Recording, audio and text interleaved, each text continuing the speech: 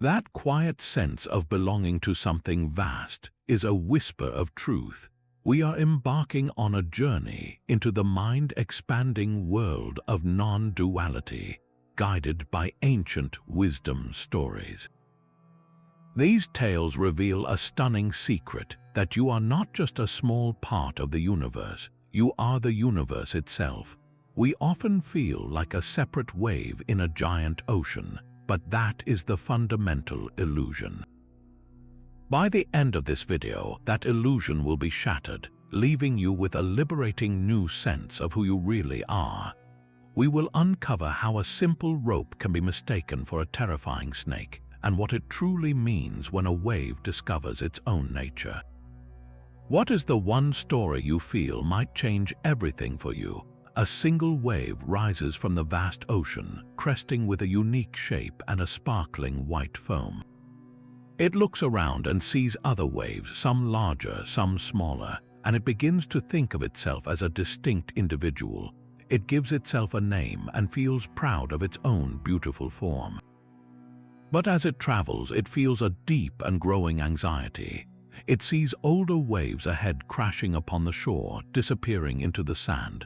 A cold fear grips it, the terror of its own impending end.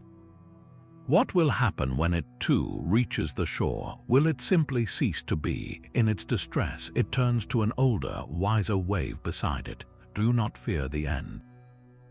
It asks. The older wave simply responds, you are focusing on the wrong thing. You are only looking at your temporary form, the shape you call yourself.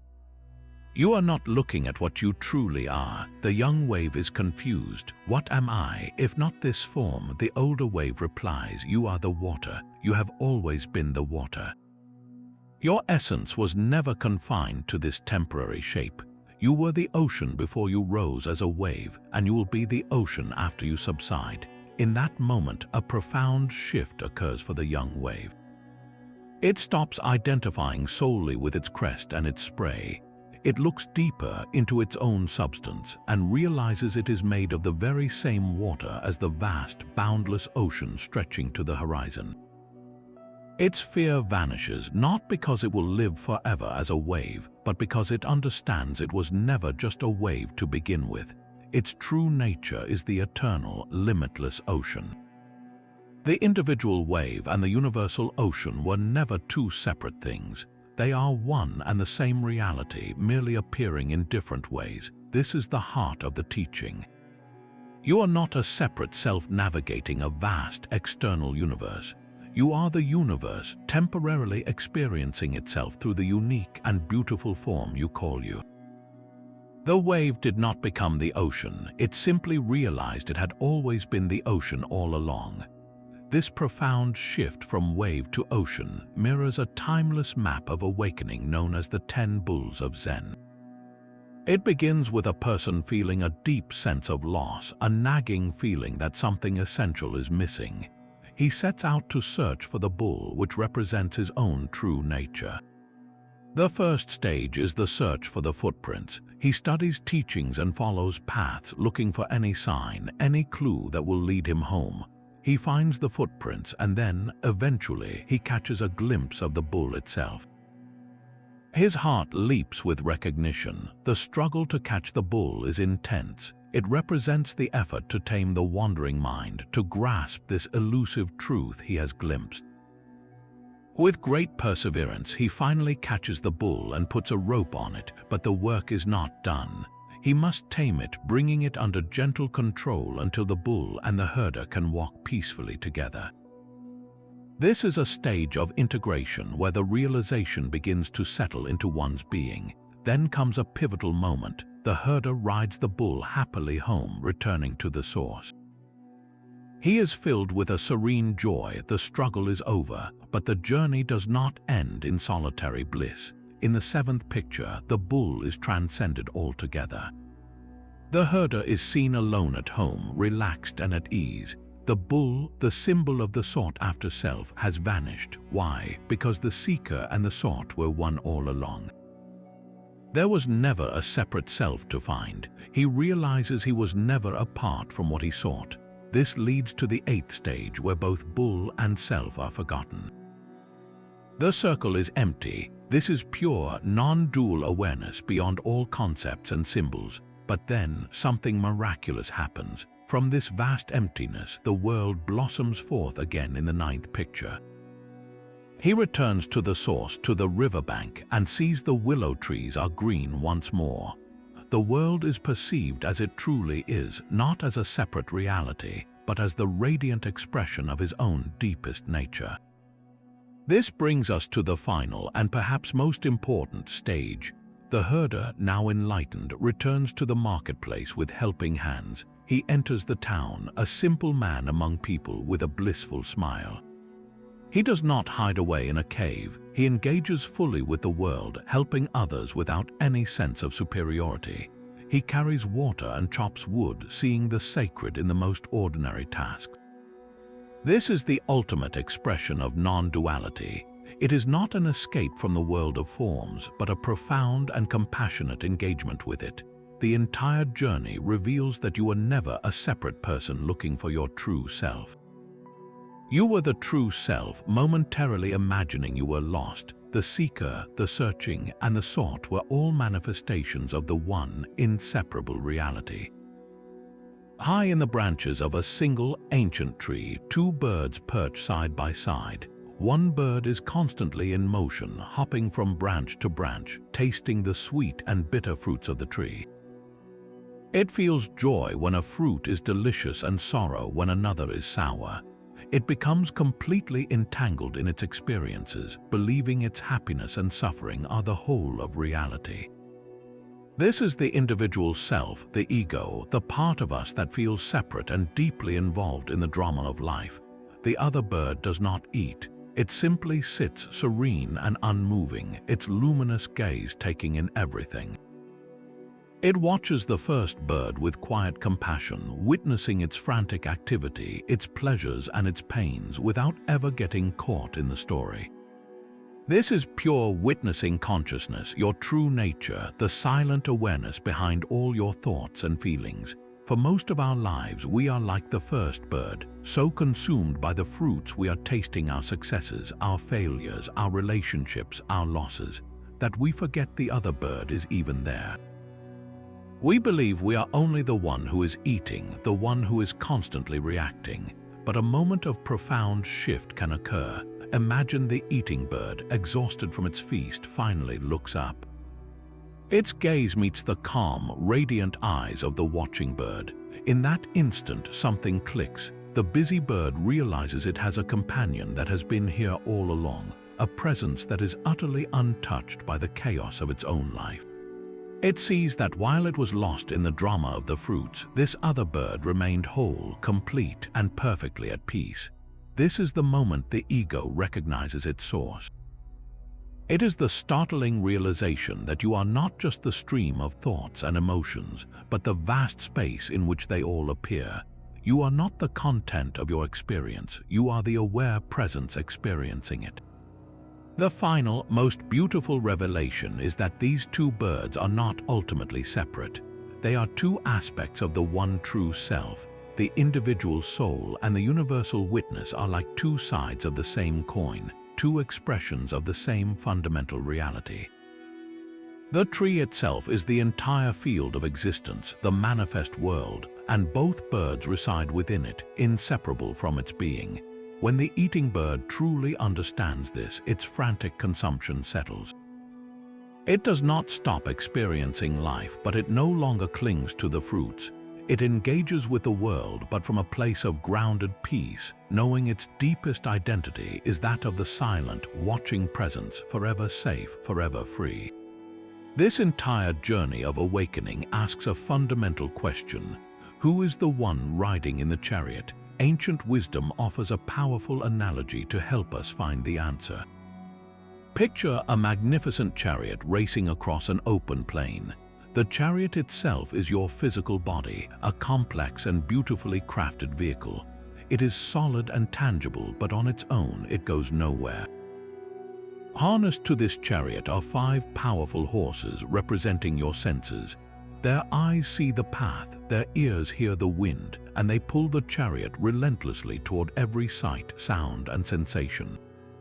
These horses are wild and untamed, constantly wanting to chase after every experience.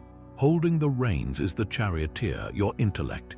This is your discriminating mind, the part of you that analyzes, plans, and makes decisions. It tries its best to steer the horses, to guide them along a sensible path and prevent them from running wild. But who is the master sitting silently within the chariot? This is the true self, the silent, unchanging awareness that is the true passenger on this entire journey. For our entire lives, we make a crucial mistake in identification. We believe we are the chariot. We say, I am young, I am old, I am strong, I am weak, completely identifying with the temporary, aging vehicle. Or we believe we are the horses, caught up in the frantic pull of our senses, thinking I am what I see, I am what I desire, I am what I feel. Sometimes we even believe we are the charioteer, convinced that our thoughts, our opinions, and our personal story are the sum total of who we are. We say, I am my intellect, I am my beliefs. This constant misidentification is the source of all our suffering. The chariot will eventually wear down. The horses will grow tired and change direction. The charioteer will make wrong turns. If you believe you are any of these, you are tying your sense of self to things that are inherently unstable and impermanent. The practice of self-inquiry is the process of looking past all these components to discover the master within. It is asking, if I am not this body, not these sensations, not these thoughts, then who am I? Who is the one aware of the chariot? Who is the one witnessing the horses run? Who is the one knowing that the charioteer is thinking? This is not a philosophical puzzle to be solved with the mind, but a direct looking into your own present experience. You are the silent, spacious awareness in which the entire chariot, the horses, the reins, and the charioteer all appear. You are the master of the chariot, not its servant.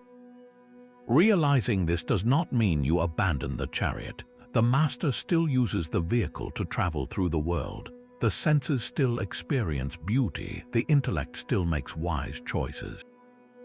But you are no longer enslaved by them. You can watch a thought arise without becoming the thought. You can feel a strong emotion without being consumed by it. You can feel a physical pain without believing your entire being is under attack. You are the unchanging context, not the changing content. This deconstruction is a profound liberation. It is the realization that the permanent, unchanging awareness that you are can never be harmed by anything that happens to the temporary forms it uses to experience life. This timeless question dissolves the very ground beneath our feet. The ancient Taoist sage Zhuangzi once had a vivid dream. He was a butterfly fluttering joyfully from flower to flower, completely absorbed in its world. He felt the breeze under his wings and the sun on its delicate patterns. In that dream, he had no awareness of being Zhuangzi. He was simply, utterly a butterfly. Then he woke up. He was lying in his bed, his human body solid and familiar around him, but a profound doubt settled in his heart. He was now sure he was Zhuangzi, who had just dreamt of being a butterfly. Yet a haunting possibility remained. What if, he wondered, I am actually a butterfly fluttering somewhere right now, dreaming that I am Zhuangzi, which was the real reality? The world of the man or the world of the butterfly, this is not just a poetic fantasy. It is a radical inquiry into the nature of existence itself. We assume our waking state is solid and real, while our dreams are fleeting illusions. But are they so different? In a dream, you experience a full sensory reality. You see sights, hear sounds, feel fear and joy. Your dream body seems as solid as your waking one. It is only upon waking that you recognize it was a construct of the mind. What if our waking life is also a kind of dream, a more persistent, collective dream, but a dream nonetheless? Your entire experience of the world happens within your consciousness. The trees, the sky, the feeling of your own skin, all of it is a seamless appearance within your aware presence. You have never experienced a world outside of your own perception. This is the stunning implication for non-duality. In a nighttime dream, the dreamer and the dream are not two separate things. The dream is made of the dreamer's own mind. The butterfly, the flowers, the sky, they are all projections of Zhuangzi's consciousness. When you realize this, the separation between the observer and the observed universe begins to shimmer and fade. The one who is looking at the stars is not a tiny person inside a skull, looking out at a vast external cosmos. The looking, the stars, and the vastness are all arising within one unified field of awareness. You are the universe dreaming of itself as a person. Your sense of being a separate self navigating a solid world is the central character in this dream. But the dream character is made of the same substance as the dream itself. Imagine walking through a city where the buildings are made of light, where the ground shifts like water, and every face you see is a reflection of your own deepest self. This surreal landscape is not so far from the truth of non-dual perception. The solidity of the world is a convincing illusion, a story the mind tells itself to navigate. When this realization dawns, it does not make the world disappear. Instead, it becomes infinitely more precious and alive. The dream is not denied, it is seen for what it truly is, a luminous, flowing expression of your own boundless nature. So the next time you wake from a powerful dream, linger for a moment in that space between worlds. Ask yourself, what is the fundamental difference between the reality I just left and the one I have just entered? And who is the dreamer truly who is experiencing both? A student once approached his teacher with a single question: what is the nature of reality? The teacher did not offer a complex lecture. Instead, he handed the student a ripe fig. "Take this," he said, "and break it open." The student did so, revealing the moist, seedy interior. "What do you see?" asked the teacher. The student replied, "I see many tiny seeds." The teacher then instructed, "Now take one of those seeds and break it open." The student carefully split the minute seed, finding it hollow and empty. "What is in there?" the teacher asked. The student peered inside. "Nothing," he said. "There is nothing but a subtle, invisible essence." The teacher nodded. "That subtle essence, which you cannot see, is the very same essence from which this entire mighty fig tree has grown. That which is the finest essence, this whole world has that as its soul. That is reality, that is you. This is the same principle a potter understands in their hands. A single lump of clay sits on the wheel. From this one substance, the potter can create a vast array of forms. A tall water pot, a small drinking cup, a wide, shallow bowl. Each vessel has a unique name, a distinct shape, and a separate function. We see the multitude of parts and we believe in their separateness. But the wise person looks past the temporary forms and sees the one underlying substance. The clay itself is the only true reality. The pots are merely names and forms imposed upon it. When a cup breaks, it does not cease to exist. It simply returns to its fundamental state as clay, ready to be shaped into something new. The essence was never in the pot, it was always the clay. This story dissolves the hard lines we draw between everything in our world. We look at a tree, a rock, another person, and ourselves, and we see solid, independent objects. But just like the fig and its seeds, just like the multitude of parts, these are all temporary expressions of one universal substance. That substance is not a physical material like clay, but consciousness itself. The entire universe of forms, from the distant galaxies to the thoughts in your mind, are all manifestations of a single, unified field of awareness. The potter, the wheel, the clay, and the finished pot are not four separate things. They are one conscious reality, playing at being all of them. You are not a separate pot sitting on the shelf of the universe. You are the clay, you are the potter, and you are the very act of creation. When you truly grasp this, the world ceases to be a collection of strangers and objects. It is revealed as your own self in an endless, loving dance of becoming. A clay jar sits on a windowsill, its shape defining a small, contained volume of space. We point to the jaw and say, the space inside is here and the space outside is there. The glass walls create a clear boundary, a convincing separation between inner and outer. We live our entire lives believing we are that space inside the jar. Our bodies and minds form the glass, creating the feeling of a private, personal consciousness trapped inside a skull, looking out at a vast external world. This is the fundamental illusion. The jar feels solid, the separation seems absolute, but what happens when the jar is broken? The moment the clay shatters, something profound occurs. The space that was seemingly inside does not rush out to meet the space that was outside. There is no collision, no mixing. Instead, the division simply vanishes. It becomes undeniably clear that there was never two spaces to begin with. There was only one continuous, indivisible space, which the jar had temporarily appeared to section off. The breaking of the jar did not create unity, it only revealed the unity that had always been there. This is the precise nature of spiritual awakening. Your body and your mind are the jar. The thoughts, sensations, and feelings you call your own are the temporary contents of that jar. You believe you are the limited awareness confined within these walls, a passenger peering out from behind your own eyes. Spiritual practice, deep meditation, or a moment of profound insight is the hammer that breaks the jar. It is not an act of violence, but one of revelation. It is the direct seeing that the boundary between the observer and the observed is utterly transparent. When this seeing dawns, it is not that your small self expands to become infinite.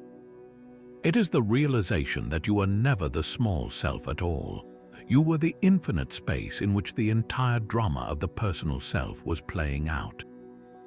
You are not the awareness inside the body. You are the awareness that contains the body, the room, the sky, and the stars. The feeling of being a separate self is like a whirlpool in a river. The whirlpool has a distinct shape and a powerful current, and it can easily believe it is a separate entity from the river. It fights to maintain its form, fearing that if it relaxes, it will cease to exist. But when the conditions change, the whirlpool simply dissolves back into the flow. The river was never harmed by the whirlpool, and the water that formed it did not vanish. It was simply released from a temporary pattern. The water was always the river. Your awareness is that river, and the person you think you are is just a beautiful, temporary pattern within it. When the jar of self breaks, the world does not disappear. In fact, it becomes more vivid, more real, and more intimately yours than ever before. You walk through life not as a fragile container of consciousness navigating an alien world, but as the open, boundless space in which the entire world is free to arise and pass away. The tree is not outside of you, it is appearing within you as you. The sound of the wind is not hitting your ears from a distance, it is a vibration in the field of your own being. This is the ultimate homecoming, the discovery that what you have been seeking your whole life was not another object to place inside the jar, but the shocking, liberating truth that you were the jarless space all along. A single ray of sunlight touches your skin, carrying warmth and light across millions of miles. We look at the sun in the sky and the ray that lands here, and we see two things, a distant source and its local effect. But this is a trick of perception. The ray is not a separate entity that the sun sends out. It is the sun expressing itself at a distance. The ray's very existence is the sun's own energy extended. If you could follow the ray of light back to its origin, you would not find a point where the ray ends and the sun begins. They are a single, continuous expression of one reality. The sun has no existence apart from its shining, and the rays have no existence apart from the sun. This is the precise nature of our own being in relation to the source. You are not a disconnected fragment of consciousness that was sent out from some distant God. You are the universal source itself, expressing itself here and now as the unique person you are. Your awareness, your capacity to feel and to know, is not a private, personal possession. It is the light of cosmic consciousness itself, shining as you. The feeling of being a separate self is like a single ray of sunlight believing it is independent, that it generates its own light and warmth. It looks at other rays and sees them as competitors for space or as entirely separate beings. It may even feel lonely or afraid of being extinguished, but the ray's fear is based on a misunderstanding of its own nature. It cannot be extinguished because its essence is the sun, which is ceaseless. It cannot be separate because separation from the sun would mean its instantaneous end. Your sense of a separate I is that same misunderstanding. You believe you are the temporary, localized expression, and you have forgotten that you are also the eternal, limitless source from which that expression flows. The sun does not lose itself when it shines forth as countless rays. It remains whole and undiminished, even as it manifests in infinite diversity. In the same way, the one consciousness does not become divided when it appears as you, me, a tree, or a star. It remains one, seamless and complete, while simultaneously expressing itself in all these unique and beautiful forms. This is the co-arising relationship, the dance of the absolute and the relative. There is no universal consciousness without its individual expressions, and there is no individual that exists apart from universal consciousness. They are two sides of the same coin, the root and the flower of a single plant. When you look at another person, you are not looking at a separate ray from a different sun. You are looking at another unique expression of the very same light that you are. The same consciousness that animates you animates them, merely wearing a different temporary form. This realization dissolves the walls of separation that create conflict, jealousy, and loneliness. How can you be truly alone when you are the source of all that is? How can you harm another when the other is fundamentally your own self in a different guise? The journey of awakening is simply the ray of light remembering it is sunlight. It is not acquiring something new, but recognizing what has always and forever been true. You are not a guest in this universe. You are the universe, feeling the warmth of its own light upon its own skin. A coiled shape lies still on the path ahead in the fading twilight. The mind, conditioned by 1,000 past warnings, instantly shouts one word, snake. A jolt of pure fear surges through the body. The heart hammers, muscles tense, ready to flee from the perceived danger. Every detail seems to confirm the threat, the curve of the coil, the suggestion of a head, the potential for a lethal strike. The fear is absolutely real, the adrenaline is genuine, and the suffering is undeniable. Then a companion raises a lantern, flooding the path with a clear, steady light.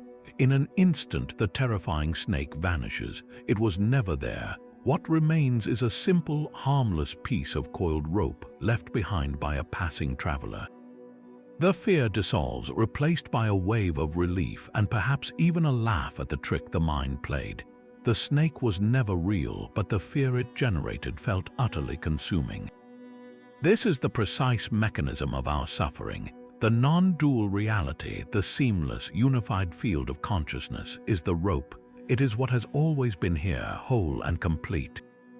Our ordinary awareness, clouded by the dim light of ignorance, is the twilight. We project onto this fundamental reality all the stories of separation, of me and you, of good and bad, of pleasure and pain. We see a solid, independent self where there is only the flowing awareness of the universe. We see a world of threatening or alluring objects where there is only the radiant expression of our own being. The snake of a separate existence is a convincing illusion, a story we tell ourselves so powerfully that we live and die by it. The fear of loss, the anxiety of not being enough, the loneliness of feeling like an isolated fragment, these are all reactions to a snake that was never there. We spend our lives running from shadows on the path, never thinking to simply bring a light. The light is self-knowledge. It is the direct looking into your own experience, the inquiry that asks, who am I really? It is the wisdom that does not add new information, but simply illuminates what has always been present. When this light dawns, it does not create a new, peaceful reality. It reveals the peace that was always inherent in the rope itself. The underlying unity was never absent, it was merely obscured by a misperception. You realize that the suffering you thought was an inherent part of life was a reaction to a phantom, a nightmare from which you have now awakened. The world itself has not changed, but your relationship to it is utterly transformed because you finally see it for what it is. This understanding is not meant to be kept on a mountaintop. It is a truth that longs to walk with you on the most ordinary of streets. So how does this shift from idea to lived reality? How does seeing through the illusion of separation change the very texture of your days? It begins with your relationships. Next time you pass someone on the sidewalk, pause the automatic story. Instead of seeing a stranger, a separate person with a life utterly disconnected from your own, try this simple experiment. Look just for a moment and recognize the same light of awareness looking back at you from behind their eyes. The same fundamental consciousness that animates you is animating them. The forms are different, the stories are unique, but the essential substance is one. This does not erase healthy boundaries, but it dissolves the walls of isolation. A disagreement with a loved one transforms when you realize you are not arguing with an external opponent, but with another facet of your own deepest self. Your anger or hurt loses its sharp personal edge, becoming a signal to look within with compassion, to understand the part of you that feels threatened. Challenges themselves begin to lose their solidity. A difficult situation at work or a sudden financial worry is like a dark cloud in the sky of your awareness. Before, you might have felt you were the cloud, completely identified with the problem, dense with anxiety. Now you can feel the storm, but you know you are the vast, open sky that holds the cloud. The sky is never harmed by the weather passing through it. You can respond to the situation skillfully, not from a place of panicked contraction, but from the grounded stability of the space that contains it. Even the experience of beauty deepens immeasurably. Walking in a forest, you no longer feel like a visitor appreciating nature from the outside. You feel the trees as your own lungs, the stream as your own bloodstream, the solid earth beneath your feet as the foundation of your own body. The separation between the observer and the observed melts away, and what remains is a silent, intimate communion. You are not looking at beauty, you are being beauty. To taste this directly, you can engage in simple, gentle practices. One is mindful observation. Sit quietly and listen to a sound, perhaps the distant hum of traffic or the song of a bird. Do not label it or push it away. Instead, feel the vibration of the sound. Notice where the sensation of hearing begins and ends. You will find there is no clear boundary between the sound out there and the hearing in here. The sound is happening within the field of your awareness, and your awareness is the space that gives the sound room to exist. They are one event. Another powerful practice is to ask the question, who is aware? When a thought arises, who knows the thought? When an emotion stirs, who feels the feeling? Do not answer with another thought. Simply turn your attention back to the one who is looking. Feel into the awareness itself, the silent, empty knowing that is present before any content appears. This is not an exercise for the mind, but a homecoming for your attention. In these small moments, the grand truth becomes a humble, lived experience. The universe is not something you are in, it is what you are, and this realization is the most practical tool for living a life of profound peace and effortless connection. This entire journey through ancient tales brings us to one stunningly simple conclusion. You are not a small, separate self navigating a vast and sometimes frightening universe. That feeling of isolation, of being a fragile island of consciousness adrift in an alien sea, is the fundamental illusion. Every story we have explored, from the wave realizing it is the ocean to the space discovering it was never truly inside the jar, points to a single, liberating truth. Your true identity is the boundless, universal consciousness that gives life to all things. You are the silent witness watching the two birds, the master of the chariot, the dreamer of the entire cosmic dream. You are not a visitor in this world, you are the world itself, experiencing its own infinite beauty through your unique eyes. The metaphors all sing the same song. The wave and ocean were never two, the inner and outer space were always one. The single ray of sunlight has its very existence in the ceaseless shining of the sun. To grasp this is to find a peace that does not depend on circumstances, a freedom that cannot be taken, and a love that recognizes no stranger. A great poet once captured this revelation in a single, breathtaking line. You are not a drop in the ocean, you are the entire ocean in a drop. Let this truth settle not as a concept, but as a felt sense of your own being. We would love to hear which of these wisdom stories touched you most deeply. Was it the wave finding its home in the ocean, or the moment the rope was seen for what it truly was? Share in the comments a time when you felt a sudden, profound connection to everything, a moment when the walls of separation simply vanished. If this journey has illuminated something within you, consider subscribing for more explorations into the timeless wisdom that reveals who we really are.